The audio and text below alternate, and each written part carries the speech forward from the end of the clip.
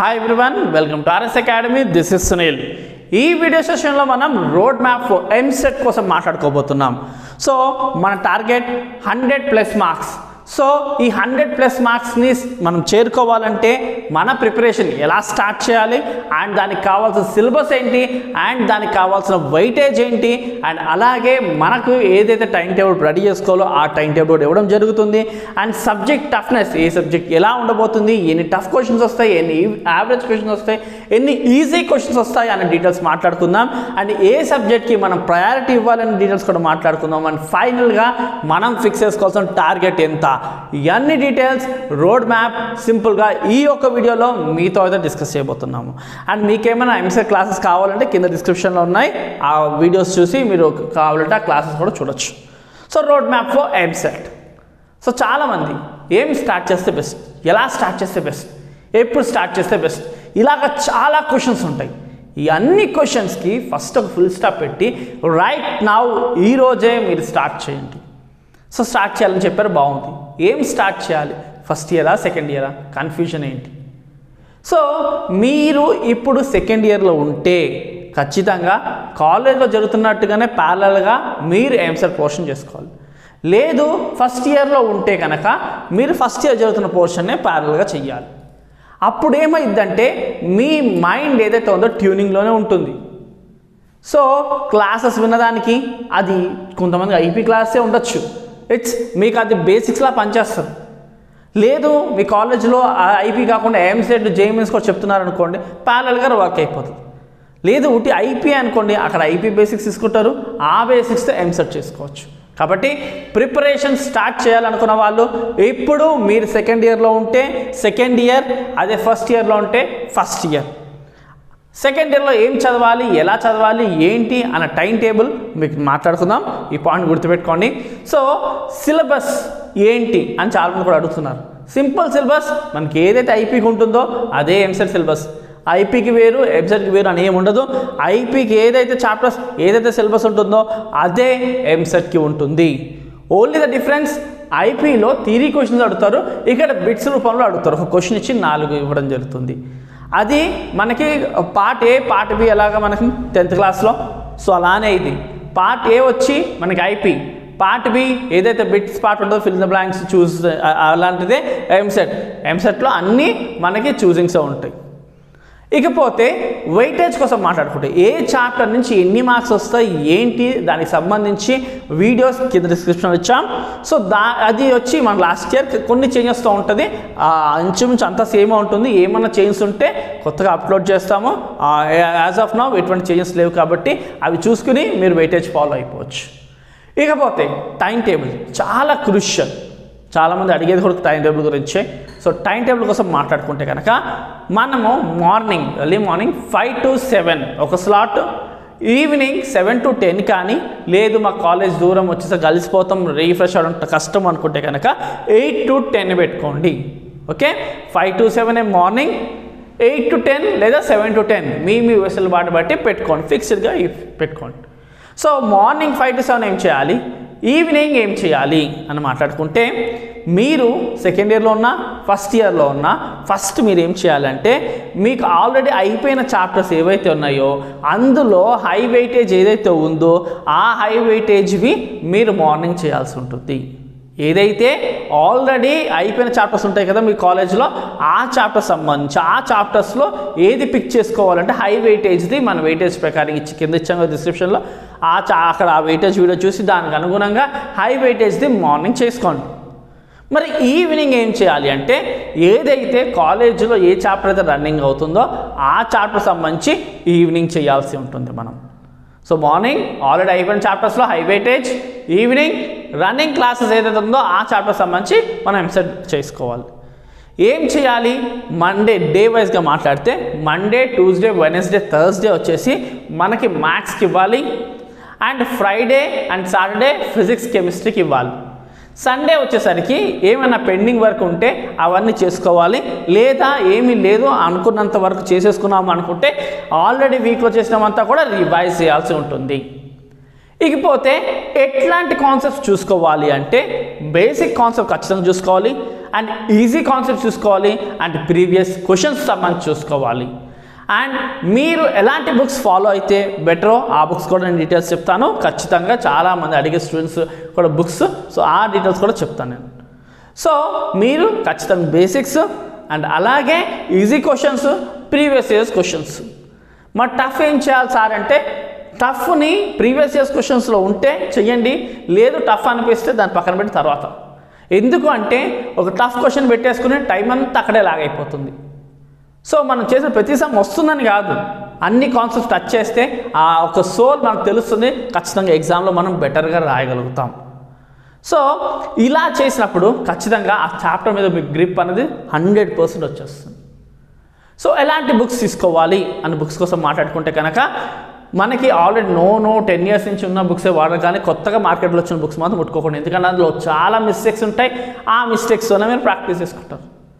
Deepti series ఉండొచ్చు, లేకపోతే Aryan series ఉండొచ్చు, ఇలాంటి పాత సిరీస్ బుక్స్నే మీరు ఫాలో అవ్వాల్సి ఉంటుంది. సో ఆర్యంత్లో అండ్ దీప్తిలో అండ్ దిశలో చాలా అంటే ఎలాగ different types of modes, previous years questions మీకు మోడల్ పేపర్తో సహా ఉంటుంది, లేదా చాప్టర్ వైజ్ ప్రీవియస్ క్వశ్చన్స్ ఉంటుంది. మీకు ఎలా కంఫర్ట్ అయితే అలా చేసుకోవచ్చు. చాప్టర్ వైజ్గా ప్రీవియస్ ఇయర్స్ క్వశ్చన్స్ అనుకోండి, చాలా బాగుంటుంది, అది పిక్ చేసుకుని చేసుకోండి. సో అండ్ అంతేకాని మీరు ఎటువంటి కొత్తగా మార్కెట్ రిలీజ్ అయిన బుక్స్ ఏవి వాడద్దు. సో బేసిక్ రిఫరెన్స్కి అయితే మాత్రం మన ఐపీ టెక్స్ట్ బుక్సే. ఐపీ టెక్స్ట్ బుక్స్ ఏంటంటే రాలో ఉంటాయి, దాన్ని ప్రాసెస్ చేసి సింపుల్గా అసలు ఎగ్జామ్లో ఎలా అడుగుతారు, ఎలా ఒక టాపిక్ నుంచి క్వశ్చన్స్ అడుగుతారు, ఏంటి అని డీటెయిల్స్ తెలియాలి అంటే ఇలాగ ఆర్యంత్ బుక్స్, దీప్తి బుక్స్, దిశా బుక్స్ తీసుకున్నారనుకోండి, ఒక క్లారిటీ అనేది వస్తుంది. ఒక టాపిక్ నుంచి క్వశ్చన్ ఎలా అడుగుతారు, ఆప్షన్స్ ఏ విధంగా కన్ఫ్యూజ్ చేసేటట్టు ఇస్తారు, ఏంటి అన్న కంప్లీట్ డీటెయిల్స్ మీకు అన్నది అర్థమైపోతుంది. ఇలాగా మండే నుంచి థర్స్డే వరకు మ్యాథ్స్ చేసుకుని, ఫ్రైడే అండ్ సాటర్డే ఫిజిక్స్ కెమిస్ట్రీకి ఇచ్చుకుని, సండే రివైజింగ్కి ఇచ్చుకుంటే పర్ఫెక్ట్గా సరిపోతుంది. క్వశ్చన్స్ వచ్చి ఈజీ, అలాగే మనకి basic questions and previous years questions tough ఉన్న చేయండి, ఈజీ ఉన్న చేయండి, యావరేజ్గా ఉన్నా సరే ఖచ్చితంగా చేసుకోండి. ఒక బుక్ పెట్టుకోండి, ఆ బుక్లో అన్నీ కూడా నోట్ చేసుకోండి, ఎగ్జామ్ ముందు అదే మీరు రివైజ్ చేసుకుంటారు. కాబట్టి ఖచ్చితంగా హ్యాండ్ నోట్స్ అనేది మెయింటైన్ చేయాల్సిందే.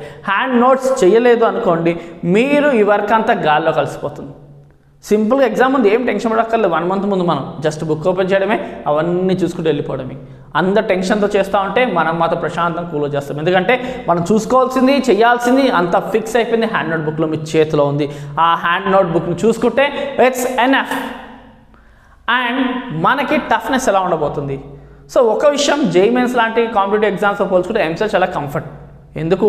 ఫస్ట్ మాట నెగిటివ్ మార్కింగ్ ఉండదు. నెగిటివ్ మార్కింగ్ ఉండకపోతే మనలో టెన్షన్ ఉండదు. మనం పెడుతున్న తప్పో ఒప్పో, మనం పెట్టిన వచ్చే మార్క్స్ దేవుడు ఎరుగు, వచ్చిన మార్క్స్ పోతాయి కదా అన్న నెగిటివ్ మార్కింగ్ గోల ఉండదు. కాబట్టి మనము చాలా ప్రశాంతంగా ఎగ్జామ్ అయితే రాసుకోవచ్చు. రెండో విషయం ఏంటంటే, మనకి సబ్జెక్ట్ వైజ్గా టఫ్ మార్క్స్ మాట్లాడుకుంటే మ్యాథ్స్ మనకి 80 మార్క్స్కి వస్తుంది, తెలిసిన విషయమే. ఫిజిక్స్ 40 మార్క్స్కి అండ్ కెమిస్ట్రీ 40 మార్క్స్. మ్యాథ్స్కి ఇచ్చే ఈ 80 క్వశ్చన్స్లోని టఫ్ వచ్చేసి 20 క్వశ్చన్స్ టఫ్గా అడుగుతారు, ఈజీగా 30 అడుగుతారు, అండ్ యావరేజ్గా 30 అడుగుతారు. అంటే యావరేజ్ ఈజీ కలుపుకొని 60 క్వశ్చన్స్, టఫ్ వచ్చేసి 20 క్వశ్చన్స్. లేకపోతే కెమిస్ట్రీ కోసం మాట్లాడుకుంటే 15 easy questions, 15 tough question, 15 easy, 15 average, and ఒక 10 మాత్రం టఫ్గా ఉంటాయి. ఫిజిక్స్ వచ్చేసరికి మనకి పేపర్ మరీ టఫ్గా వస్తేనేమో 5 ఈజీగా ఆడడం జరుగుతుంది, లేదో మాదిరిగా అడిగితే మాత్రం 10 ఈజీగా వచ్చే అవకాశం ఉంది. అండ్ 10 వచ్చేసరికి యావరేజ్గా ఉంటుంది, 20 మాత్రం టఫ్గా ఉంటుంది. చాలామంది క్వశ్చన్ పేపరు చాలా టఫ్ అని ఫీల్ అయ్యే సబ్జెక్ట్ ఏదైనా ఉంది అంటే అది ఫిజిక్స్ మాత్రమే. ఎక్కువ మంది ఫిజిక్స్కే ఓటేస్తారు 3 టఫ్ ఏదంటే, అంటే పేపర్లో టఫ్గా ఉంటుంది. ఇన్ఫ్యాక్ట్ జేఈఈ మెయిన్స్ పేపర్ కన్నా మన ఎంసెట్లో వచ్చే ఫిజిక్సే చాలా టఫ్. చాలాసార్లు అది ప్రూవ్ కూడా అయిపోయింది. కాబట్టి సో టఫ్నెస్ అర్థమైంది కదా. మ్యాథ్స్లో వచ్చేసరికి మనకి 30 వచ్చి ఈజీగా ఉంటాయి, 30 యావరేజ్గా ఉంటాయి, 20 టఫ్గా ఉంటాయి. ఫిజిక్స్లో వచ్చేసరికి పేపర్ ఒకవేళ ఈజీగా అడిగితేనేమో 10 వరకు ఈజీగా ఉండే అవకాశం ఉంది. ఎంత టఫ్ అడిగినా మనకు ఒక 5 మాత్రం ఈజీ ఖచ్చితంగా పెట్టడం జరుగుతుంది. సో 5 ఒక 10 వరకు మనం ఆన్ యావరేజ్ ఈజీగా ఉండి, 10 మాత్రం యావరేజ్గా ఉండి, 20 మాత్రం టఫ్గా ఉంటుంది. కెమిస్ట్రీ 15 ఈజీ, 15 యావరేజ్, 10 టఫ్గా ఉంటుంది. కాబట్టి ప్రయారిటీ అన్నది సబ్జెక్ట్స్కి ఎలా ఇవ్వాలి సార్ అని అడిగితే మ్యాథ్స్ మాత్రం టాప్ ప్రయారిటీలో పెట్టాలి, బైపీసీ వాళ్ళన్నా సరే బాటనీ జువాలజీ టాప్ ప్రయారిటీలో పెట్టుకోవాలి. తర్వాత కెమిస్ట్రీ, అంటే ఎక్కువ మంది కెమిస్ట్రీ ఈజీగా ఫీల్ అయ్యే వాళ్ళు ఎవరైతే ఉన్నారో వాళ్ళకి కెమిస్ట్రీకి ఇచ్చేయండి, ఆ తర్వాత ఫిజిక్స్కి ఇవ్వండి. లేదు మాకు ఫిజిక్స్ మేము బాగానే చేస్తాము, మాకు ఫిజిక్స్ కెమిస్ట్రీ ఎటువంటి డిఫరెన్స్ లేదు అనుకున్న వాళ్ళు సెకండ్ ప్రయారిటీ ఫిజిక్స్కి ఇవ్వండి, థర్డ్ కెమిస్ట్రీకి ఇవ్వండి. అలా కాదు మాకు ఫిజిక్స్ కష్టం అనుకున్న వాళ్ళు మాత్రం కెమిస్ట్రీకి సెకండ్ ప్రయారిటీ ఇవ్వండి. ఓకే, సో ఎన్ని మార్క్స్ టార్గెట్ పెట్టుకోవాలి మనం అనుకున్న కాలేజ్లో రావాలి అంటే కనుక? సో ఇప్పుడు మనకి చాలా టైం ఉంది కాబట్టి మనము ఈజీగా 100+, 110+ మార్క్స్ ప్లస్ టార్గెట్ పెట్టుకుంటే ఈజీగా 1K ర్యాంక్ అయితే వస్తుంది. కాబట్టి 1K ర్యాంక్కి టార్గెట్ పెట్టుకోండి. సో మనకి ఈజీగా ఇప్పటి నుంచి ప్రిపరేషన్ స్టార్ట్ చేసుకుంటే మ్యాథ్స్లో ఒక 60 తెచ్చుకోవచ్చు, అండ్ కెమిస్ట్రీలో 90 తెచ్చుకోవచ్చు, అండ్ 30 తెచ్చుకోవచ్చు, ఆ రెండు కలిపితే 90 అవుతుంది. ఫిజిక్స్ ఇంకా ఈజీగా 25 అరౌండ్ అలా తెచ్చుకోవచ్చు. కాబట్టి మనం ఈజీగా అనుకుంటే 1K లోపు ఈజీగా క్రాక్ చేసుకోవచ్చు. దీనికి కావాల్సింది ఖచ్చితంగా మనం ప్రిపరేషన్ ఈరోజు స్టార్ట్ చేసుకోవాలి, అండ్ సిలబస్ని కరెక్ట్గా చెక్ చేసుకోవాలి. దానికి కింద డిస్క్రిప్షన్ లింక్ ఇచ్చాను, అండ్ అలాగే మీకు కావాల్సిన వెయిటేజ్ సంబంధించిన వీడియోస్ కూడా కింద ఇచ్చాను, ఖచ్చితంగా క్లిక్ చేసి చూడండి. అండ్ టైం టేబుల్ ఇచ్చాను, morning 5 to 7 and evening 8 to 10 లేదా 7 to 10 అని. సో మార్నింగ్ అయిపోయిన చాప్టర్స్, ఈవినింగ్ ఏదైతే రన్నింగ్ చాప్టర్స్ ఉన్నాయో అవి, మండే టు థర్స్డే వచ్చేసరికి మీరు మ్యాథ్స్ చేసుకోవాలి, అండ్ ఫ్రైడే సాటర్డే ఫిజిక్స్ కెమిస్ట్రీకి ఇవ్వాలి, సండే రివిజన్కి ఇవ్వాలని చెప్పాను. అండ్ మీకు ఈజీగా చేసుకోవడానికి ఈజీది, అండ్ అలాగే ఆ తర్వాత మీరు బేసిక్ యావరేజ్గా ఉన్నవి అండ్ అలాగే ప్రీవియస్ ఇయర్స్ క్వశ్చన్స్ చేసుకోవాలని చెప్పాను. ఇలా చేసుకోవడం బట్టి ఖచ్చితంగా హ్యాండ్ నోట్స్ మెయింటైన్ చేయడం బట్టి రివిజన్ కరెక్ట్గా అయ్యి ఖచ్చితంగా 110+ మార్క్స్ మీరు సాధిస్తారు. 1K లోపు ర్యాంక్ మీకు వస్తుంది. ఖచ్చితంగా మనం అనుకున్న డెస్టినేషన్కి రీచ్ అయిపోతాం. This is road map for EAMCET. I hope మీకు ఈ వీడియో చాలా హెల్ప్ అయింది అనుకుంటున్నాను. అండ్ ఫర్దర్గా ఎంసెట్ సంబంధించి ప్రతి information, video, guidance and classes మన నుంచి వస్తాయి కాబట్టి సబ్స్క్రైబ్ చేసుకోండి. అండ్ ఈ ఇన్ఫర్మేషన్ మీ ఫ్రెండ్స్ అండ్ రిలేటివ్స్లో ఎవరైతే ఎంసెట్కి ఫేస్ చేయబోతున్నారో వాళ్ళందరికీ కూడా షేర్ చేయండి. Thank you for watching. Do and subscribe our channel.